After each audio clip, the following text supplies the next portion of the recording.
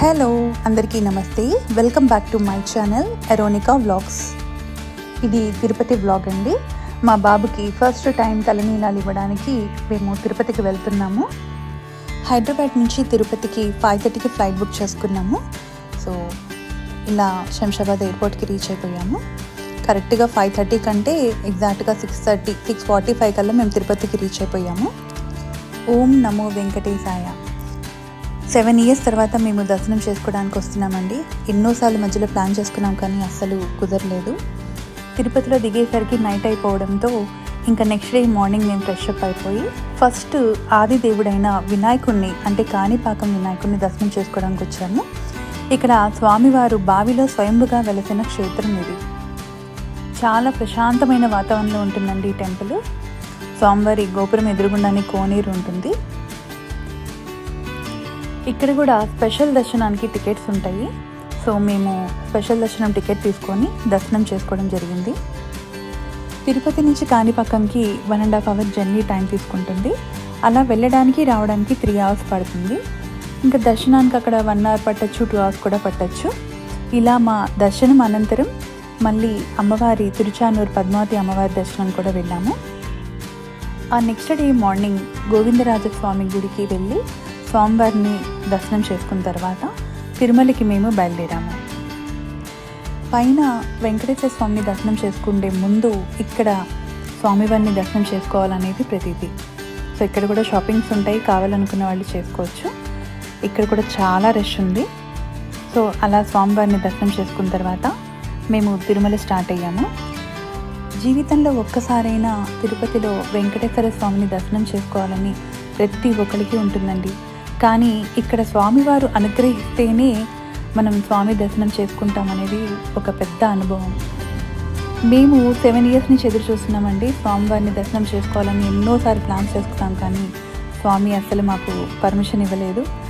అలా 7 years తర్వాత మా బాబుకి తలనీలాలు సమర్పించే క్రమంలో స్వామివారు మాకు పర్మిషన్ ఇవ్వడం జరిగింది.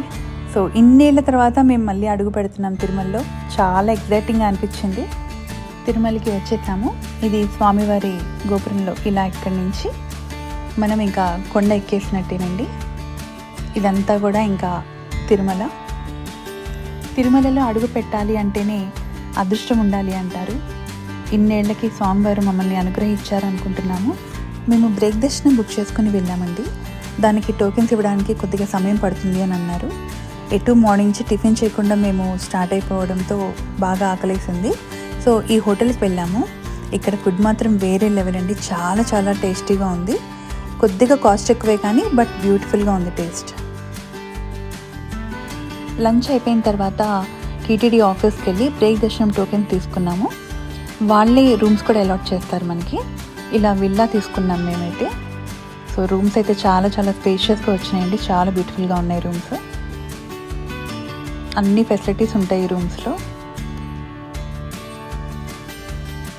మేము 2 rooms తీసుకోవడం జరిగింది.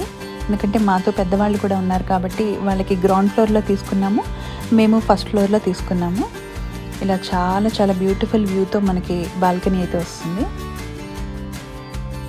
రూమ్లో లగేజ్ అంతా పెట్టేసి ఫస్ట్ బాబుకి తలనీలాలు ఇవ్వడానికి మేము కళ్యాణకట్ట దగ్గరికి వెళ్ళాము. ఇలా బాబుకి తలనీలాలు ఇచ్చిన తర్వాత మళ్ళీ రూమ్కి వెళ్ళి ఫ్రెష్ అయ్యాము. తర్వాత రూమ్కి వెళ్ళి మళ్ళీ ఫ్రెష్ అయ్యి ఇలా మా బాబుకి చెవు కుట్టించడానికి ఈ ప్రదేశానికి వచ్చామండి. ఇది కూడా కళ్యాణకట్టకి చాలా దగ్గరలోనే ఉంది.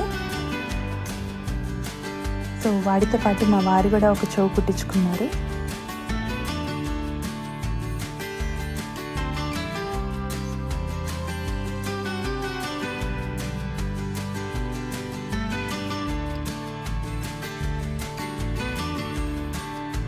ఇలా చెవులు కుట్టించిన తర్వాత వరాహస్వామి గుడికి వెళ్ళాము. ఎందుకంటే మాకు దర్శనం టైమింగ్ వచ్చి నెక్స్ట్ డే మార్నింగ్ 8:30కి ఇచ్చారు.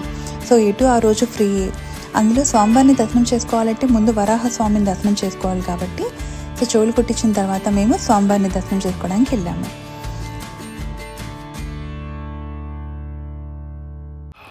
ఎంతోమంది ఇక్కడ కర్పూరాలు అలాగే దీపాలు వెలిగించి స్వామివారి గోపురానికి దండం పెట్టుకుంటున్నారు. అసలు కన్నుల పండుగగా ఉందండి ఏరియా అంతా కూడా. అసలు కూర్చుంటే రాబుద్ది కాదు, అంత ప్రశాంతంగా ఉంది. ఇక్కడ కాసేపు కూర్చున్న తర్వాత షాపింగ్కి వెళ్ళామండి. సో షాపింగ్ చేసుకున్న తర్వాత మేము వెంగమాంబ అన్నప్రసాదం బిల్డింగ్ దగ్గరికి వెళ్ళాము. ఇక్కడ రోజుకి కొన్ని వేల మంది భోజనాలు చేస్తూ ఉంటారండి. సో ప్రతి ఒక్కరు కూడా ఇక్కడ స్వామివారి ప్రసాదం స్వీకరించకుండా మాత్రం వెళ్ళరు. ఇక్కడ భోజనం చేయడం కూడా ఒక అదృష్టంగా భావిస్తారు. ఆ నెక్స్ట్ డే మార్నింగ్ స్వామివారి దర్శనం చేసుకున్నాము. చాలా బాగా జరిగిందండి. అక్కడి నుంచి రూమ్ వెకేట్ చేసి శ్రీవారి పాదాల దగ్గరికి వెళ్ళాము. ఇక్కడ శ్రీవారి పాదాలని దర్శనం చేసుకున్న తర్వాత జాపాలికి వెళ్ళాము. తిరుమలలో చూడాల్సిన ప్రదేశాల్లో జపాలి ఒకటి. ఇది హనుమంతుడి మందిరం అండి. స్వామి మందిరం దగ్గరికి వెళ్ళాలి అంటే కంపల్సరీ నడుచుకుంటూనే వెళ్ళాలండి. 1 కిలోమీటర్ దూరాన్ని ఉంటుంది ఇది. మెట్లు కానీ నడక కానీ చాలా ఈజీగా నడవచ్చు. పెద్దవాళ్ళు కూడా చక్కగా నడవచ్చు. తిరుమలలో చూడాల్సిన మరొక ఇంపార్టెంట్ ప్లేస్ అండి ఇది. ఈ మందిరం దగ్గర ఎన్నో కోతులు ఉంటాయండి. అలాగే అడవి ఉడతలు కూడా కనిపిస్తుంటాయి. మనకి రకరకాల జంతువులు, పక్షులు చూడొచ్చు. చాలా ప్రశాంతమైన వాతావరణంలో అడవి మధ్యలో ఉంటుంది ఈ టెంపుల్. ఇదంతా కూడా స్వామివారి కోనేరు. ఇక్కడ స్వయంభుగా వెలిసిన వినాయకుడు కూడా చెట్టు దగ్గర ఉంటాడండి. ఆ వినాయకుడు మొత్తానికి కూడా సింధూరం రాసి ఉంటుంది. చాలా ప్రశాంతమైన వాతావరణం ఉంది ఇక్కడైతే. ఇక్కడ దర్శనం అనంతరం తిరుపతికి స్టార్ట్ అయిపోయాము. వెళ్ళే దారిలో మనకి ఘాట్ రోడ్లో గాఢస్వామి ఆకారంలో దర్శనం ఇస్తారు. ఇది తప్పకుండా చూడండి. ఇంకా మేము రిటర్న్ ఫ్లైట్ 7:30కి తిరుపతి నుంచి బుక్ చేసుకున్నాము హైదరాబాద్కి. సో ఇదేనండి నా తిరుపతి వ్లాగ్. తిరుపతిలో ఇంకా చాలా చూడాల్సిన ప్లేసెస్ ఉన్నాయండి. ఇంకా మాకు అంత టైం సరిపోలేదు. సో ఇంపార్టెంట్ కొన్ని మాత్రం నేను కవర్ చేయగలిగాను. సో ఇది కూడా ఒక మెమొరీగా, నేను నా బాబుతో ఫస్ట్ టైం వస్తున్నాను కాబట్టి ఒక మెమొరీగా ఉంటుందని షేర్ చేస్తున్నాను. సో మీ అందరికీ నచ్చినట్లయితే please like, share and subscribe to my channel. Thank you for watching.